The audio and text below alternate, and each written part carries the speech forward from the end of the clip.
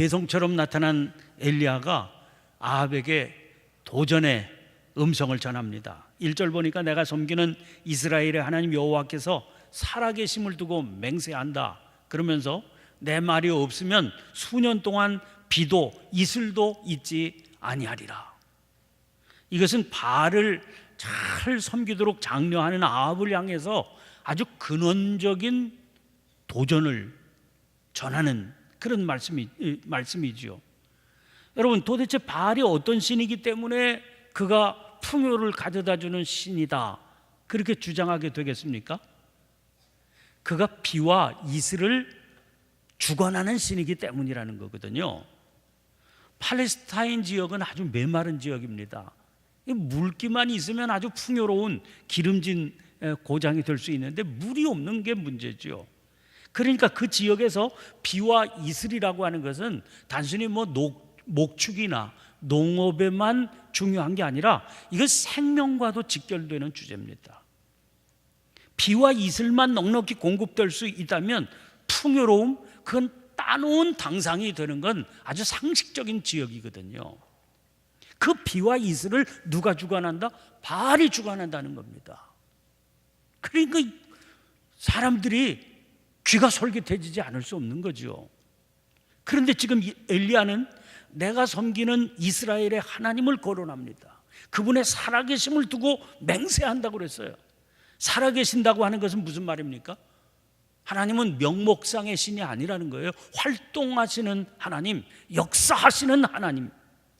그 역사 때문에, 그 활동하심 때문에 당신들이 분명히 경험하게 될 거다 하는 겁니다.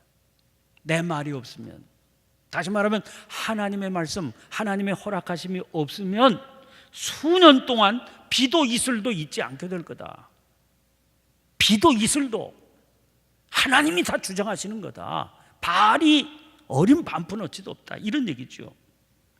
여호와 하나님, 그분께서 당신의 말씀으로 주장하신다고 하는 사실을 너희들이 똑똑히 눈으로 목도하게 될 거다, 이렇게 선언을 했으니까 이건 아합의 통치에 대한 아주 근원적인 도전이 아닐 수 없는 겁니다. 자, 이런 선언을 하고 난 뒤에 2절 말씀 보니까 여호와의 말씀이 엘리야에게 임하여 이르시되 그랬습니다.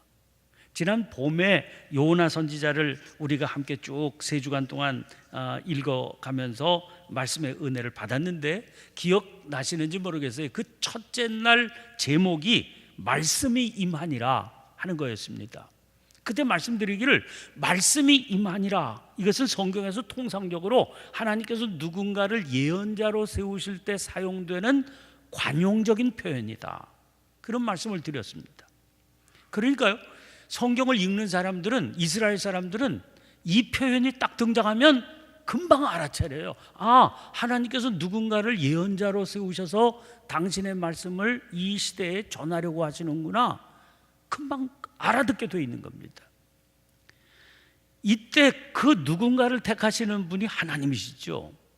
왜 그를 택하셨는지 우리는 알 수 없습니다. 심지어 택함 받은 본인도 자기를 하나님께서 왜 당신의 종으로 세우셨는지 몰라요. 아모스 같은 선지자가 그랬거든요. 아모스 7장 14절 15절 말씀 보면 이런 말씀 나옵니다. 나는 선지자가 아니며 선지자의 아들도 아니라 나는 목자요 뽕나무를 재배하는 자로서 양떼를 따를 때 여호와께서 나를 데려다가 여호와께서 내게 이르시기를 가서 내 백성 이스라엘에게 예언하라 하셨나니. 누군가를 예언자로 세우는 건 하나님의 주권적인 행동입니다. 그래서 택함 받은 본인도 왜 나를 택정하셔서 너 가서 백성들에게 말씀을 전해라 하는지 본인도 이해할 수 없는 거죠. 우리가 알 수 있는 것은 다만 택하심의 결과뿐입니다. 누군가를 택해서 말씀을 전하라 하시는 것은 그를 통해서 전하시는 말씀이 그 시대에 던지는 도전이 되는 거거든요. 또 그 도전은 그 시대뿐만이 아닙니다. 말씀을 전하는 그 예언자 자신까지도 변화시키시는 그런 도전이 됩니다. 특별히 오늘 엘리야에게 임하신 말씀이 그런 특징을 잘 보여주는 말씀이에요. 이게 선지자는 단순히 도구로만 사용되는 게 아니고 그 도구로 사용되는 그 삶이 말씀에 부합돼야 되는 거기 때문에 그렇죠. 여기 3절 4절 말씀 보니까 이제 하나님께서 엘리야에게 말씀을 주시는 내용이 나옵니다. 너는 여기서 떠나 동쪽으로 가서 요단 앞 그릿 시냇가에 숨고 그 시냇물을 마셔라. 내가 까마귀들에게 명령하여 거기서 너를 먹이게 하리라. 그렇게 하나님께서 시대를 향해서 하나님의 말씀을 선포한 엘리야에게 주신 말씀이에요. 그건 그 시대와는 관계없는데 엘리야에게 주신 말씀 아닙니까? 아합에게 주신 말씀도 아니고 이스라엘에게 주신 말씀이 아니라 엘리야 자신에게 주신 말씀이에요. 왜? 엘리야가 말씀을 삶으로 살아내는 것을 통해서 보여주시기 위한 거죠. 근데 하나님께서 제일 먼저 뭐라고 하시는 거 아니? 여기서 떠나 동쪽으로 가라 그러십니다. 엘리야가 떠나야 될 여기가 어딥니까? 여기를 떠나라고 그러셨는데 그 여기는 바알이 풍요를 가져다 준다고 굳게 믿고 살고 있는 그런 삶의 자리입니다. 아합이 통치하고 있는 백성들이 다 아합의 말을 그대로 믿고 따르는, 그래서 바알을 섬기는 그 자리입니다. 그런데요, 그 자리가 또 어떤 자리인 거 아니? 안전을 가져다 주는 자리거든요. 진짜 풍요가 흘러넘치는 그런 삶의 자리거든요. 근데 하나님께서는 여기를 떠나라고 그러세요. 그 환경에서 그를 떠나라고 그러셔서 당신의 종을 세상과 격리된 고립된 상태로 인도하십니다. 그 옛날 떠나라고 그러시니까 아브라함을 향해서도 주셨던 말씀이 기억이 나요. 창세기 12장 1절이죠. 너는 너의 고향과 친척과 아버지의 집을 떠나 내가 네게 보여줄 땅으로 가라. 고향, 친척, 아버지의 집, 익숙한 자리죠. 편안한 자리입니다. 거기에 있으면 모든 게 자유로운 그런 자리입니다. 그야말로 풍요의 자리지요. 하나님께서는 그 자리를 떠나 내가 네게 지시할 땅, 거기가 어딘지도 모르는 미지의 땅, 불안한 땅, 그 땅으로 가라고 그러세요. 당신의 말씀만 의지해서. 아브라함에게는 그것이 고향과 친척과 아버지의 집이었지만 엘리야에게는 여기입니다. 아브라함에게는 내가 네게 보여줄 땅이라고 그러셨는데 엘리야에게는 동쪽으로 가서 그랬습니다. 그 동쪽에 뭐가 있습니까? 하나님께서 말씀을 하셔요. 3절에 보니까 그릿 시냇가에 숨으라고 하신 것을 보면 가라 하신 그 그릿 시냇가가 어떤 곳일지 우리가 짐작이 가지 않습니까? 가라 하시는 그 동쪽에는요 아무것도 없는 거예요. 숨어야 되는 데니까 아무것도 의지할 것 아무것도 없는 데입니다. 다만 그릿 시내가 있을 뿐입니다. 거기서 보장된 건 어떤 겁니까? 하나님께서 흐르게 하시는 시냇물이 있고요, 까마귀가 가져다 줄 먹거리가 있다는 겁니다. 그릿 시내는 이스라엘 민족이 전에 누렸던 광야 생활을 떠올리게 합니다. 광야는 텅 빈 곳이거든요. 거기는 우리의 눈길을 빼앗는 것들이 없습니다. 우리들의 눈을 현혹시키고 우리들의 마음을 이끄는 게 없는 데입니다. 텅 빈 곳이니까. 그래서 거기서는 하나님께만 향할 수밖에 없는 그런 곳입니다. 그러면 우리들의 눈길을 지금 빼앗는 것들이 어떤 것들인지를 한번 살펴볼 필요가 있지 않습니까? 광야가 아닌 곳에서, 도시에서, 여기서 지금 우리의 마음을 빼앗고 우리들의 눈길을 빼앗고 그래서 우리들의 발걸음을 향하게 만드는 그것들이 어떤 것들인지를 한번 보시라고요. 우리들로 하여금 소유의 욕망에 불타게 만드는 것들. 왜 그 소유의 욕망에 불타는가요? 그 소유로 나를 포장하려고 그러는 거거든요. 나를 과시하려고 그러는 거거든요. 내가 누군지 아냐고, 내가 이런 사람이라고, 내가 이런 걸 누렸다고, 내가 이만큼 알고, 내가 이만큼 행세하고 이만큼 힘을 가진 자라고 이렇게 과시하게 만드는 것들입니다. 바알은요 인간의 그런 욕망을 자극하는 겁니다. 내가 이걸 너희에게 주겠다. 그러니 나에게 절해라 하는 것 아닙니까? 문제는 그런 게 우리의 본질이 아니라는 거예요. 우리의 본래적인 모습은 그런 게 아니라는 겁니다. 제가 여러 해 전에 글을 한 번 읽었는데 짧은 글입니다. 제목이 겨우 진주였단 말인가, 이런 제목입니다. 어떤 아랍 사람이요, 사막의 길을 가다가 길을 잃어버렸습니다. 가지고 있던 식량이 다 떨어졌습니다. 이틀 동안 먹지도 못하고 마시지도 못하고 살래니까 결사적으로 걸었습니다. 근데 기적적으로 사막 한가운데서 작은 샘터를 발견하게 됩니다. 거기 이르는 거예요. 얼마나 급히 물을 마셨겠습니까? 물이 있으니까요. 그 물을 마시고 정신을 차려보니까 얼마 전에 거기 천막을 쳤던 흔적이 남아있는 겁니다. 누군가 사람이 머물렀었다는 증거죠. 물은 마셨는데 먹을 게 있어야죠. 혹시 천막을 치고 머물렀던 사람들이 뭐 음식 조각이라도 남겨둔 게 있지 않을까, 떨어뜨리고 간 게 있지 않을까, 그런 마음으로 샅샅이 주변을 살펴봤죠. 그런데요, 놀라운 일입니다. 주머니 하나가 어디 있는 거예요. 얼른 그것을 만져보니까 그 주머니 속에 떡처럼 단단한 게 만져지는 겁니다. 이야, 이게 먹을 거면 얼마나 주겠어요. 미친 듯이 그 주머니를 헤쳐서 그걸 열었죠.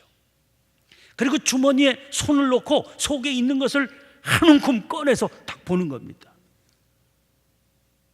딱딱해서 말라붙은 떡인 줄 알았거든요. 근데 크고 아주 좋은 진주알인 겁니다. 그러자 이 사람이 한 움큼 집었던 진주를 사방에 던지고 뿌리면서 외치는 겁니다. 아니, 겨우 진주였단 말이야. 그리고 그 사람은 사막에 누워서 죽어갔다는 겁니다. 여러분, 생각해 보면 우리들의 삶이라고 하는 건 얼마나 비본질적인 것에 휘둘리며 흘러가고 있는 겁니다. 광야로 들어가게 되면 그 환경이요, 우리들로 하여금 이 사실에 비로소 눈을 뜨게 해주는 겁니다. 얼마나 쓸데없는 것들 거기에 매달려서 살았던가. 진짜는 이게 아닌데. 4세기의 교부였던 암브로시우스가 이 본문을 해석하면서 이 그릿이라고 하는 것을 이렇게 설명했습니다. 이 그릿 시내가, 그랬는데 그릿이라고 하는 말은 인식이라고 하는 의미다. 그러니까 그릿 시내, 그러면 인식의 시내, 깨닫게 해주는 자리다, 그런 말입니다. 여러분, 그 인식의 시내에서 그가 살기 위해서 할 일이 뭐겠습니까?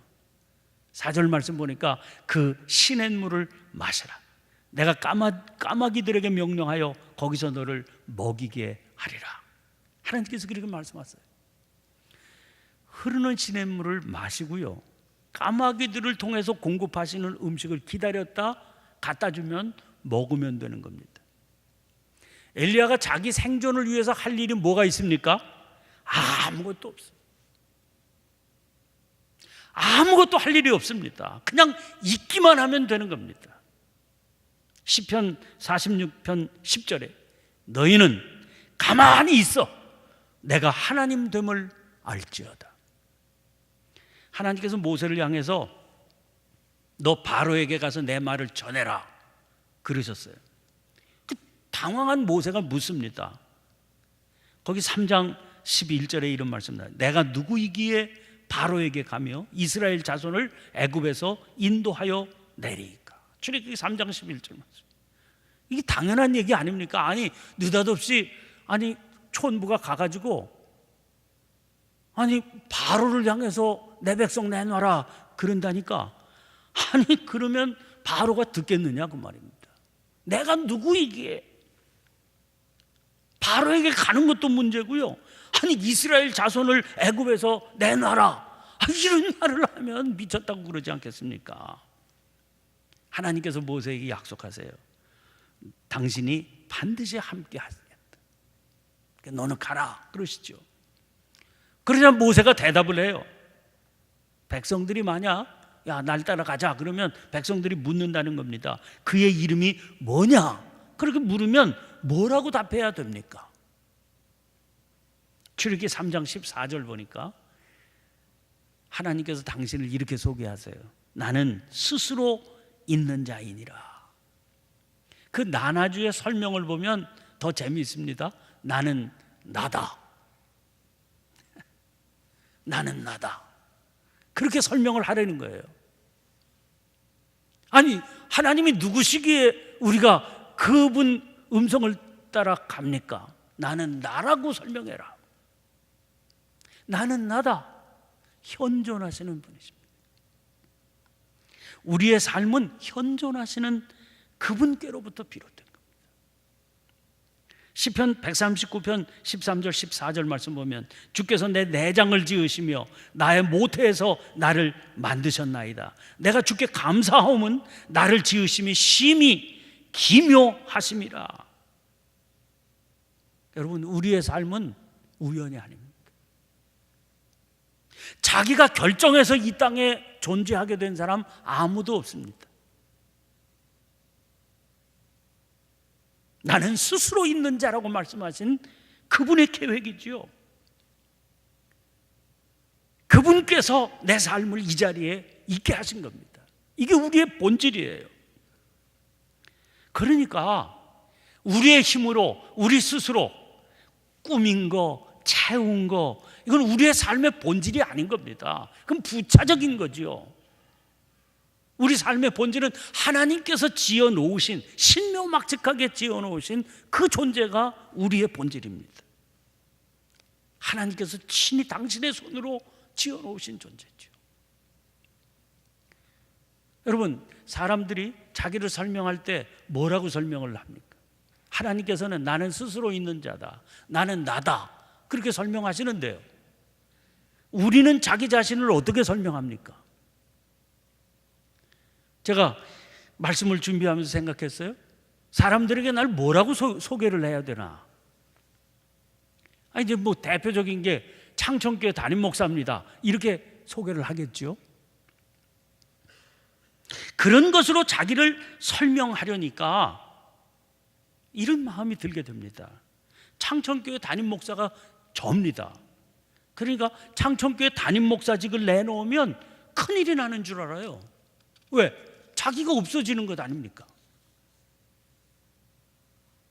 이제 자기를 소개할 게 없는 것 아닙니까? 그런데요, 이 직을 내놓으면 제가 아닙니까? 혹시 이 직을 벗게 된 나는 형편없이 초라하고 무의미한 존재가 되는 겁니까? 그게 아니잖아요. 그런 것으로 설명할 수 있는 그 모든 것들보다 더 본질적이게 있는 겁니다. 그건 하나님께서 지으신 저 자신인 거죠. 이것보다 소중한 게 어디 있습니까? 이것은 누가 인위적으로 벗길 수 있는 거, 박탈할 수 있는 게 아닙니다. 하나님께서 붙들어 주신 생명이 있는 한 이거 가장 존귀한 것이죠. 가장 소중한 자기 자신이지요. 그런데 여기서 살아가면서 여기서 살아가면서 이 세상 속에서 살아가면서 우리는 이 소중한 나 자신을 붙들고 살지를 못하는 겁니다. 그래서 자꾸만 더 자기 생각에 남들이 보기에 좋은 것, 넘치는 것, 이런 걸로 자꾸만 입히려고 그래요. 그러지 않으면 초조하니까 그 본질인 자기 자신을 눈 감고 살아가기 때문에 그렇습니다.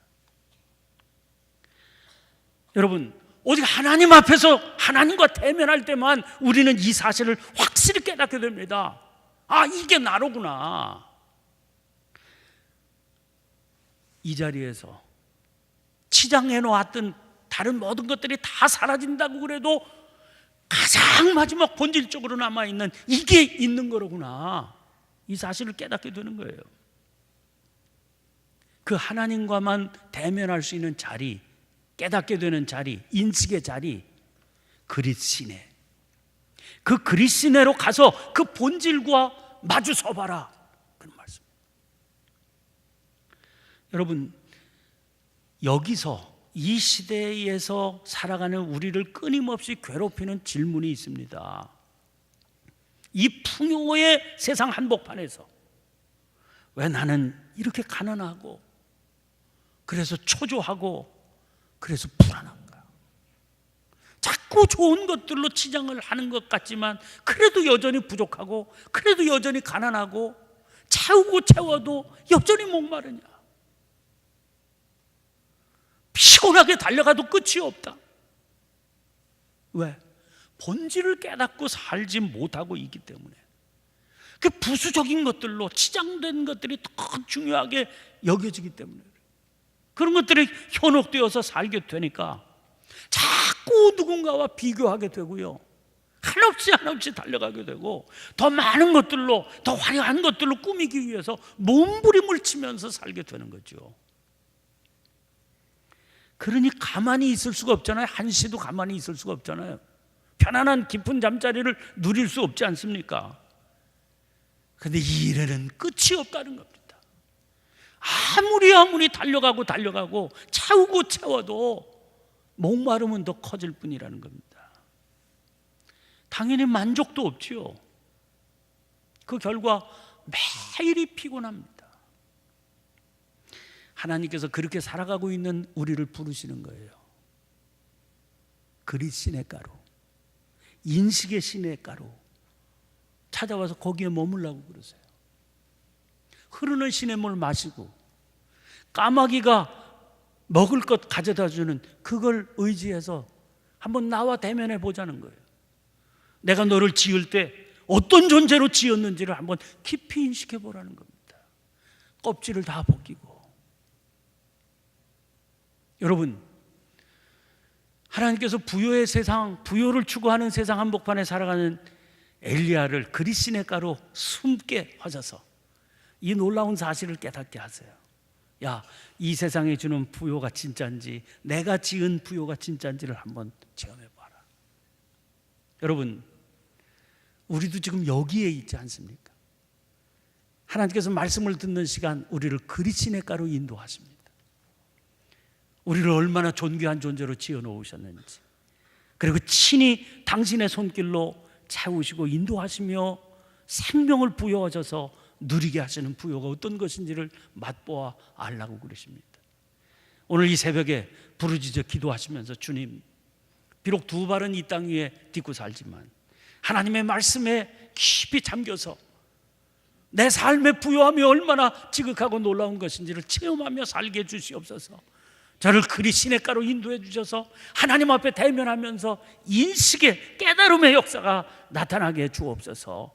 누구에게도 빼앗기지 않는 그 부요함을 누리며 살게 해 주시옵소서. 간절히 기도하는 이 새벽 되시기를 간절히 축원합니다. 주여 한번 힘차게 외치고 주신 말씀 붙들고 간절히 기도하겠습니다. 주님께서 인도해 주시기를 기도하고, 또 성령께서 기도하게 해주시는 제목을 따라 자유롭게 기도하시다가 자유롭게 돌아가시기를 바랍니다. 함께 기도하십시다. 주여!